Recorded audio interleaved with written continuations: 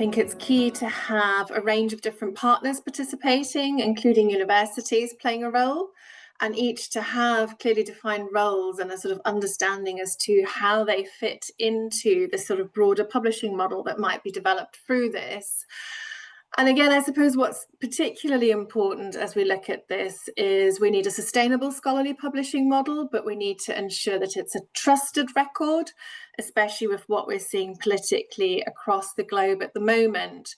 And how do we sort of ensure that those particular elements all come into something that's sustainable? So it is about recognising what part we each have to play within that broader landscape, and how we can each support each other and kind of come together to create something that works for everybody.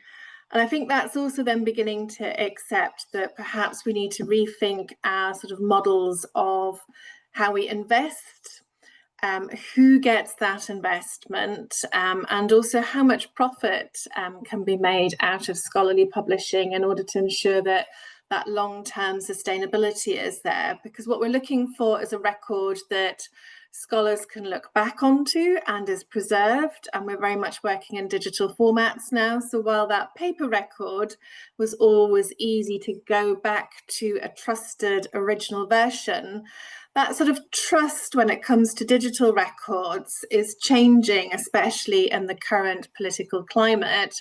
And we need to think about how do we each play a part in ensuring that those elements are there and that everyone has access to those particular elements and can read and consider what they have to say. So it's a multifaceted landscape where everyone has different roles to play, contributes in different ways, but also everyone acknowledges that each has a part to play.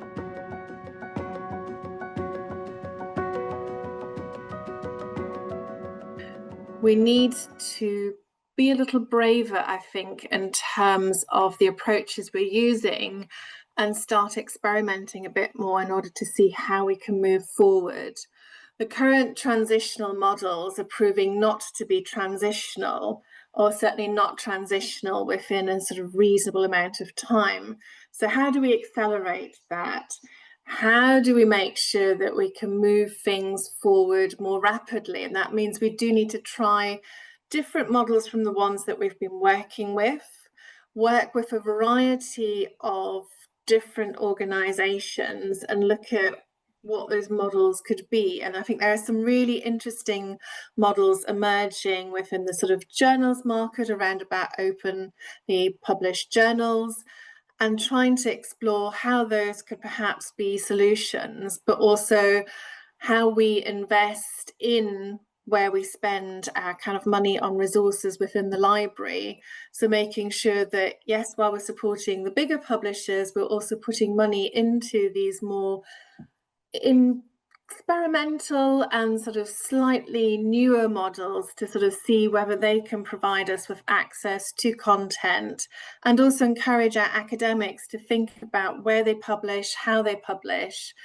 and think around about, are there new routes that are open to them? Particularly in some disciplines, we are seeing that sort of shift around about the arts and humanities and in other areas as well. So how can we utilise that to try out different models and see if they'll allow us to reach and find something that's much more sustainable?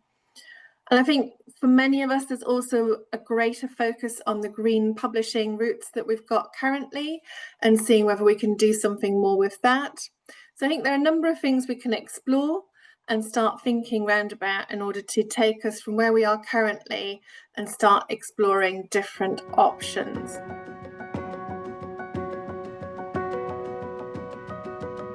There is something around about how funders currently support that open access publishing and the models that they've been supporting. They've been investing very heavily in supporting publishers to make that transition, but perhaps they can also start looking at how they can support some of the newer models that are emerging and also help support some of the infrastructure that's required for those newer models to help us explore what else we can look at.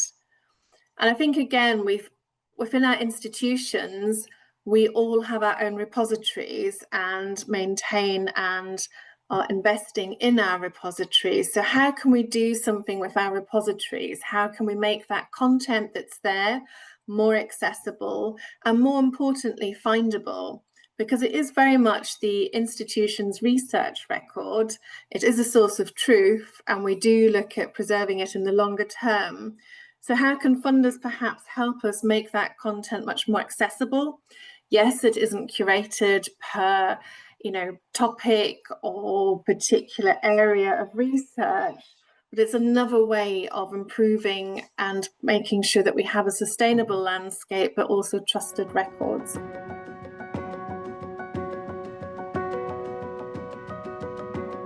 They are doing a range of things that they do very well and work really well with our researchers and academics, and they do things that within the university institution we don't necessarily want to take on and do. So there is a role for them. They are a really important part of that sustainable scholarly publishing model. But I think they need to work with us more and start thinking much more around about how can they support researchers and academics.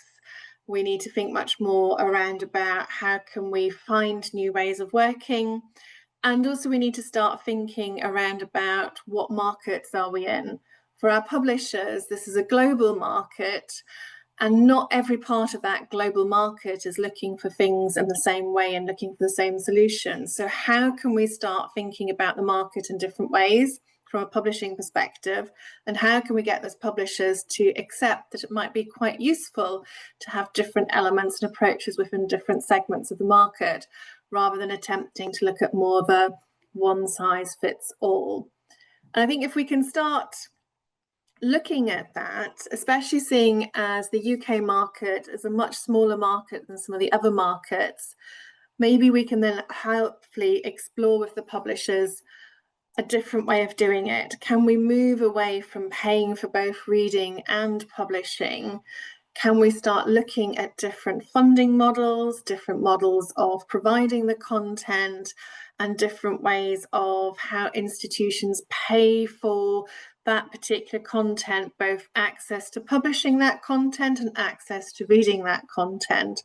And that might allow us to explore different ways of doing things and making sure that all of us have a particular role within this publishing landscape.